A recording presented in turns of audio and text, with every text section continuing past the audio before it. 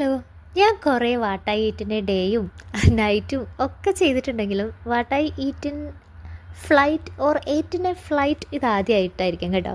അപ്പോൾ കൊച്ചിയിൽ നിന്ന് നമ്മുടെ ദുബായ് വരെ കണക്ഷൻ ഫ്ലൈറ്റ് ആയിരുന്നു. അപ്പം ഒമാൻ വരെയും ഒമാനിൽ നിന്ന് പിന്നെ ദുബായ് വരെയും അങ്ങനെ 2 ഫ്ലൈറ്റിലായിട്ട് ഞാൻ കഴിച്ച കുറച്ച് ഫുഡാണ്. സത്യം പറയാമല്ലോ, എല്ലാവരും ഈ ഫ്ലൈറ്റിൽ ഞാൻ കഴിച്ച ഫുഡ് എന്നൊക്കെ പറഞ്ഞ് വീഡിയോ ഒക്കെ ഇടുമ്പോൾ ഞാനും വിചാരിച്ചിട്ടുണ്ട് എന്തെങ്കിലും ഒരു ദിവസം ഞാനും പോകുമ്പോൾ ഇങ്ങനെയൊക്കെ ചെയ്യണമെന്ന്. പക്ഷേ അവർക്കൊക്കെ വിൻഡോ സീറ്റായിരിക്കും, അതുകൊണ്ട് തന്നെ അത്ര ബുദ്ധിമുട്ടുണ്ടാവില്ല. എനിക്ക് കിട്ടിയത് ലാസ്റ്റ് സൈഡ് സീറ്റായിരുന്നു. അതുകൊണ്ട് തന്നെ അതിലത്തെ ക്യാബിൻ ക്രൂ അങ്ങോട്ട് പോകുന്നു ഇങ്ങോട്ട് വരുമ്പോഴും ഒക്കെ എന്നെ ഷെയ്ക്കാക്കിയിട്ടായിരുന്നു പോയിക്കൊണ്ടിരുന്നത്. ഞാൻ വളരെ കഷ്ടപ്പെട്ടാണ്. പിന്നെ പൈലറ്റിന് തീരെ പരിചയമില്ലാത്ത ആളായിരുന്നു എന്ന് തോന്നുന്നു. എട്ടക്കൊക്കെ മൊത്തം അങ്ങോട്ട് വിളിക്കുന്നു ഇങ്ങോട്ട് വിളിക്കുന്നു, ഫുള്ള് അലമ്പായിരുന്നു സംഭവം. നോൺ വെജൊക്കെ ചാടിക്കയറി പറഞ്ഞൊരു കോഫിയും പറഞ്ഞെങ്കിലും കിട്ടിയത് ഒരു ഹോട്ട് ഡോഗ്, നമ്മുടെ സോസേജും കുറച്ച് ഉരുളക്കിഴങ്ങും ഒരു തക്കാളി പുഴുങ്ങിയതും പിന്നെ പനീറിൻ്റെ പോലെ എന്ന് തോന്നിക്കുന്ന ട്രയാങ്കിൾ ഒരു വൃത്തികെട്ട സാധനമായിരുന്നു കേട്ടോ. ദോഷം പറയലല്ലോ. കുറച്ച് ഉരുളക്കിഴങ്ങ് മെഴുക്കുരട്ടി എടുത്ത് കഴിച്ചതും ഇത്തിരി കോഫി കലക്കി കുടിച്ചത് ഒഴിച്ചാൽ ആ സാധനത്തിൽ നിന്നൊന്നും കഴിച്ചില്ല. പിന്നെ ആ ഫ്രൂട്ട് ബോക്സും പിന്നെ ഒരു ബണ്ണും ഉണ്ടായിരുന്നു കേട്ടോ.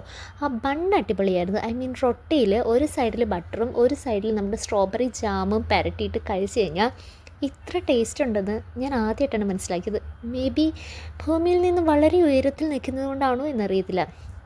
പിന്നെ ഈ കട്ട്ലറീസൊക്കെ എനിക്ക് കൊടുക്കാനേ കളയാനായിട്ട് മനസ്സ് വന്നതേ ഇല്ല. അതുകൊണ്ട് തന്നെ അതിൽ നിന്നൊരു സ്പൂൺ ഞാനെടുത്ത് എൻ്റെ ബാഗിലിട്ടായിരുന്നു. എന്തിനാ വെറുതെ ഇത്ര ഭംഗിയുള്ളൂ. ദേ ഈ സോസേജ് എടുത്ത് വെക്കുമ്പോൾ ബേസിക്കലി എനിക്ക് സോസേജ് കണ്ടുകൂടാ. പക്ഷേ വിശന്ന് കൊട്ടൽ കരിഞ്ഞിരുന്നുകൊണ്ട് എന്തെങ്കിലും ആകാട്ടെ എന്ന് കരുതി ട്രൈ ചെയ്തതാണ്. പക്ഷേ അതൊക്കെ വൻ പരാജയമായിരുന്നു.